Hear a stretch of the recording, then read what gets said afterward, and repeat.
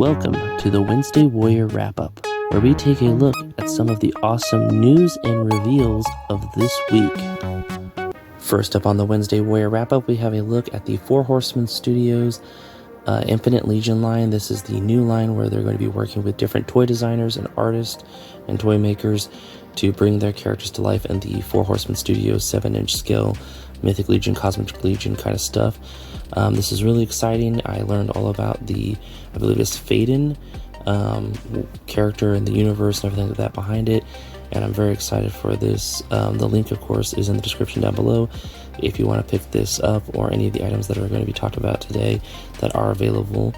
I think this is a really cool idea. I'm excited to see who else they work with and do more of these toys. I don't know if this is going to be a yearly thing or a seasonal thing. We'll kind of see where it goes from here, but this is the first of this new program they're doing that's separate from Figure Obscure or Cosmic Legion or Mythic Legion, so I'm very excited for it. Apparently it's based off of a toy that is like a mix and match kind of thing where the possibilities are endless to what you can build. So I learned all about that through this, which is really cool. So I learned something new about a new kind of toy kind of universe and stuff like that in the fandom, so that was really awesome. Over at Hasbro, when it comes to Transformers news, we got a look at the new Age of Prime and a little bit of Studio Series toys yesterday for Transformers Tuesday. First up, we got a look at the Amazon exclusive Revenge of the Fallen Anniversary Decepticon pack, which came with the Megatron, Soundwave, and the Fallen, which is really cool. That went up for pre-order on Amazon and Pulse. Then there was the Wrecking Doom or the Wrecking Room, I don't know what it's called, but it's the one where it's 2 packs that they've been doing with Amazon, and this time it is the Sandstorm without the faceplate and black hands instead of whatever the color hands were before, I don't even remember, and then Slugslinger. So that's really cool to see that we're getting more of the Target Master / Headmasters back in the line. Mark did talk about Misfire and knowing that people want him again, so that gives me my hopes that they might do a reissue of Misfire or even an update. And then we also got a look at the Generation Selects Dinobots G2 color scheme for Snarl, I think it was, and Sludge, or no, Snarl and Slug, also known as Slag, but we can't say that, so it's Slug, I believe. And then we had a look at the mainline stuff, which for Age of the Primes, which was the leader class Onyx Prime, I believe, Voyager Alpha Trion, where he's got the Covenant of the Primus book, which is really cool with the quill. Then we got Lifeline from the IDW, and then we got some deluxes with Venom, but spelled as Venom, I think it is, because they couldn't use Venom because of Marvel. And then we also got the last 2 aerial bots, Skydive and Firefly fight. And then who was the 4th one? Oh, Micronus Prime. So we got 2 primes, no, 3. We got 3 primes in this. So we're really wrapping up the 13 primes real fast. But yeah, just some really awesome offerings that all went live after they showed us it off. And then there was talk about how Evan will talk more about Studio Series later on. And then, of course, there's always Comic-Con coming up soon. So really exciting. And in some really awesome and fun San Diego Comic-Con news, we also got a look at the Hasbro Marvel Legends team's Comic-Con exclusive that they finally revealed through one of the news outlets, and is that of the Marvel Legends Savage Land 3-pack based off of Marvel Snaps in the Gamerverse. And this comes with Rogue and the Savage Land outfit and the She-Devil character that we talked about a while back to finish the Savage Land trio. And then finally, the villain of the Savage Land, I can never say his name right, like Soro? I can't remember it, but he's the pterodactyl villain. And it looks like this one is newer from the Build-A-Figure. This one looks like it uses the deluxe lizard parts. I could be wrong, but it looks kind of like that. But very exciting set. It does have a hefty price of $89.99 on it. So you're looking at about $90 plus tax for 3 figures with some accessories here and there, as you can see in the packaged image. But a very interesting set. I am curious how this will sell, knowing that people already bought the other 2, the cat and the man, and they want to complete the set. So hopefully there'll be enough quantities after the show that they'll be able to be sold on Pulse, and everyone will get a chance to get this that wants it. But very funny to see that the female character is a Comic-Con exclusive again. The last time she came with the other 2. And this time now she comes with Savage Land Rogue and the other character, the villain, but definitely something I would like to pick up, but the price is a little hefty, so I'm assuming it's because it's 2 standard figures at 50. We're thinking maybe he's a deluxe at 40 or 30. And the packaging is kind of standard packaging. It's nothing too exciting like the Gold Slither set, so I don't know what the package fee there is or the convention fee. But yeah, just something really cool that we got to learn. And I think this now just means we're waiting for Star Wars and maybe some of the other brands. Ghostbusters news, the Hasbro Pulse channel had some Ghostbusters exclusives, with that of the Proton pack from the movie, which I'm confused about this because I thought they had a HasLab, but I guess this is different.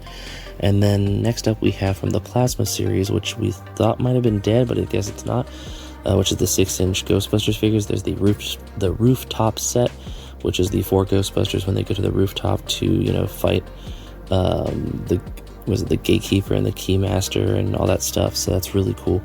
I think these were in part of the Ghostbusters Day, because I think it was this last week that they had a Ghostbusters Day. I don't know if it was the day the first movie came out or what exactly it is. I'm a casual Ghostbusters fan myself, but it's really cool looking that they're getting these figures out there for people to put in the HasLab that just got funded a while back. So really awesome stuff there. And in the same vein as the last segment about Ghostbusters, we have some Comic-Con news, with that of the Ghostbusters. We know we were getting the 4 Ghostbusters themselves, but now it looks like we're also going to be getting the glow-in-the-dark Ecto-1 at Comic-Con, so you can get the figures and the vehicle. And then there will be 2 more offerings later on. It looks like it's the Stay Puft Marshmallow retro figure and the Slimers, so these will all be glow-in-the-dark. And then there's another thing coming out later on, I'm assuming probably during Pulse or 1027, PulseCon or 1027, when they have their other events. They'll probably sell these as exclusives. Just really awesome. And then also in the same vein of that, the Hasbro Comic-Con exclusive for Beyblades will be the 4 main characters, the heroes of Beyblades of the 4 different generations, I believe. They're doing like a 25th anniversary pack, it looks like, of the 4 Beyblades. I'm very excited for this as someone who grew up playing Beyblades, and, you know, it was right up there with Bakugan, Pokemon, Digimon, all those fun things, Yu-Gi-Oh! So I'm very excited for this. No prices yet, just like on all the other Comic-Con exclusives for Hasbro, so we'll have to wait and see. And it is the 5th annual Target Summer Geek Out. I don't know if it's I think it's the 5th summer one, which means we're going to probably get the 5th fall one soon, because they do one all the time during the fall and summer, and maybe even during the spring, now that I think about it. But we had the 5th annual Summer Target Geek Out, and a lot went up from Hasbro in the first round. I don't know if there's going to be more Hasbro, but they did a Transformers Age of the Prime 4-pack with Ultra Magnus and I think it was Hubcap or one of the other mini-bots that uses the like Bumblebee mold, and then a Nemesis Prime from Animated, and then Helber, I believe is what his name is, the Headmaster Junior Bowl, I believe it is. Then we also got the Gamer edition of the War for Cybertron, Optimus, and Megatron, which are the same tooling that we got, the same molds as we got before, but they're kind of slightly different here and there with some battle damage to look more gamer accurate. And then we also got 2 items of the Devastation variety of Transformers Devastation Wheeljack and Transformers Devastation Sideswipe, which I was very excited about. That means that all that's left for the Autobots when it comes to Devastation is Grimlock and I believe Bumblebee, and we'll have all the characters you could have played in Transformers Devastation, which is really exciting. Then in the Marvel side of things, we got the Weapon X Marvel Legends figure, which was a little bit easier to get than the other one, which was the Marvel vs. Capcom Gamer Edition Psylocke and Thanos. That sold out really fast. I believe it sold out in like 4 or 5 minutes, maybe 6, depending on where you were. And then Star Wars had stuff which I didn't even know was happening. They had some vintage collection figures with the Gamorrean Guard deluxe figure, a character from, I believe, the Cantina. I can't remember their name off the top of my head. They might be a bounty hunter. And then Biff Fortuna, I think it is, the Twilight that helps Jabba the Hutt. But yeah, lots of Marvel, Star Wars, and Transformers. So maybe we'll see something from G.I. Joe later on this month for Yo-Jo June. But just really cool stuff. We'll probably also see McFarlane and NECA and other people put stuff out, but they'll be doing it every Friday, so keep your eye out on Friday this coming week for anything cool coming out. Usually they tell you midnight before the morning what it's going to be, and then at 6 a.m. Pacific it usually goes live, and then I think that's like 9 or 10 Eastern, so just so you guys kind of are prepared for that. A bit more Comic-Con news coming from NECA. NECA has 2 more exclusives that they revealed. That of the Bride of Frankenstein glow-in-the-dark figure, which looks really cool, and of course glows in the dark, and then the Summer Child's Play Chucky surfing action figure, kind of like the turtle one. It's a very interesting kind of pattern they're doing. I don't know if this is going to be something they do with other figures. Maybe we'll get a Bert and Ernie at the beach kind of set, but it's really cool. And then in something that's not Comic-Con related, the Samurai Predator figure went live on NECAstore.com, which of course it is available in the description if you want to pick it up. And it looks really cool. It has an alternate head sculpt that has the helmet off, and then one with the helmet on. It has like a katana, sword, and then a spear and all this stuff, so it's really cool looking. But just some fun little offerings from NECA, and then some exciting information coming from Comic-Con with that. I think that means now we're up to about 4 or 5 NECA exclusives. There was the Turtle one, the Ben Cooper one, and then these 2.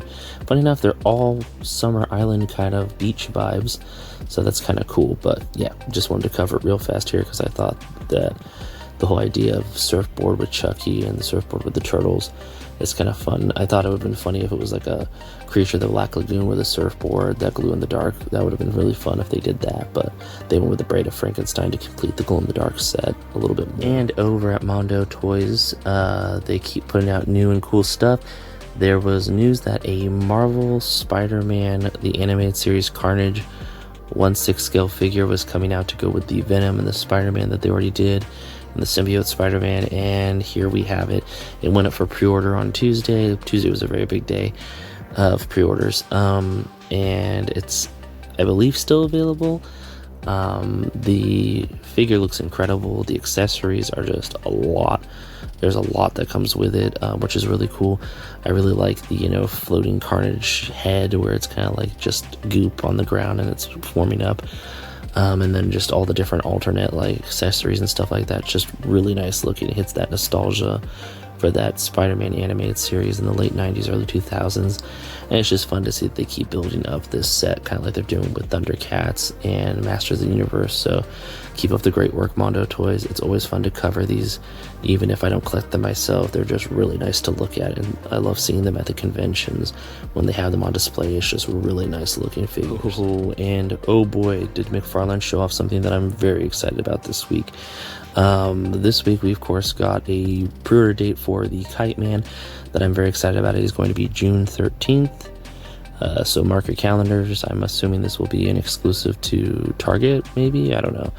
I didn't see any of them. I should have looked up where it was going to be, but I believe it's a mainline thing. I think it will be available everywhere. I could be wrong, but I'm very excited for it. I will definitely post the link to my Instagram when it does go up, if I could find it. But that's just one of the things that I'm very excited about. The biggest thing that I'm excited about is that in the Elite series that they've been doing, which seems to be going gamer based, we are getting a Fallout power armor from the Fallout game, and it's going to come with lots of weapons and accessories, and it just looks really nice. As you can see here, it was shown off at IGN during a kind of like interview they did, where they revealed it, and then something from a game called P3, or an anime called P3, I think it is. Which just looks really cool. And on the same note of it, the Lilith that I talked about last week, and we saw the silhouette, it was finally shown off. Pre-order links already went up. They are in the description. If you are a Diablo fan and you want to pick this up, it is available on McFarlane.com, and then of course all the other sites I believe have it, like GameStop and BBTS and Amazon and all that. It looks really amazing. These Elite figures are definitely a bit more pricier, but they definitely are goated with more accessories and paint details and just look really incredible. And so far they've been like the Doomslayer, Lilith from Diablo, and now the power armor from Fallout. So I'm just loving seeing all this. I'm hoping they do since they've got Fallout, that they'll do a Bethesda, Skyrim, or Elder Scrolls Online figures maybe do the Dova King or a Daedric Warrior like they Funko did a while ago, but do like better ones that McFarlane can kind of put a lot more into. So very excited for this line. And in comics this week, we think look incredible. I have 4 comics I'm very excited about this week. Most of them are Marvel, but one is, of course, Skybound Entertainment Comics, Transformers number 21, and this cover looks incredible. I'm very excited to catch up and see what's going on in the Transformers universe with this issue from Skybound. The comic cover looks really cool with the van in its robot mode, which we've already seen this character. No spoilers. Go read it yourself if you want to see it, or read the wiki if you want to know stuff, but I don't want to spoil anything for you, but just really cool, Transformer stuff happening. And then over at Marvel, we've got 3 comics I'm very excited about. First up is the Death of the Silver Surfer comic, which I believe might be a one-shot, might be a going-on story, but it's, story about, the Silver Surfer and, stuff happening. So very exciting. The art on the cover is just really incredible looking. That's what caught my eye most of all, is just how awesome it looked. And then next up we have Marvel's New Avengers, which this was the title that was originally going to be called Thunderbolts, but then after the movie they revealed that it was actually the New Avengers, and we have a really nice group of characters here. I'm very excited to see them interact in this comic and what the story will be and all that stuff. And then finally, for my video game fans out there, Marvel Rivals Ignite, which is a really fun looking comic. This is a number 1 also. All of these are number 1s except for the Transformers one. So this one is a story of the Marvel rival heroes in a Japanese kind of setting in Japan, kind of like feudal Japan, so they'll look different than the usual, which just means they're really cool skins that we'll probably get in the game later on. But those are the 4 comics this week that I thought looked incredible. Like always, go to your local comic shop, pick up whatever's in your savers, see what's new, and just have a wonderful week. And in our creative corner this week, we have a look at frame_the_toys on Instagram, and this is an amazing toy photographer on Instagram. I had a fun time looking at all the different photos on their page. If you are a fan of just toys and photography, and you want to get the kind of ideas of what you can pose and do your toys in different poses and stuff like that, and maybe do your own toy photography, this is a great page to go to get some inspiration. And they're just a really amazing creative person. The photos here that I really liked, that I picked out, was this really awesome Iron Giant in a field of flowers, which was really awesome. I'm a big Iron Giant fan, so that just really spoke to me. And then there was also a really cool Ryu playing Street Fighter, which is really funny.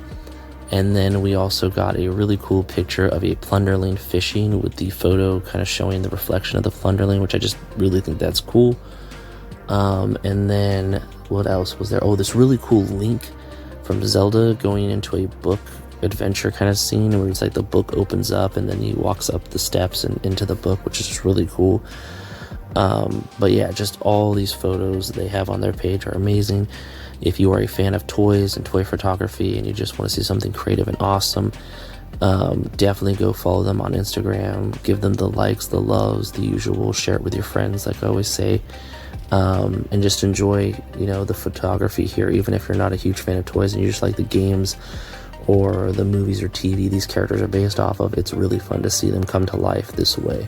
So really awesome stuff. And that about wraps it up. Thanks for stopping by. If you have any comments, leave them in the comment section. If you're feeling generous, share it. And thank you so much for watching. Till next time, bye.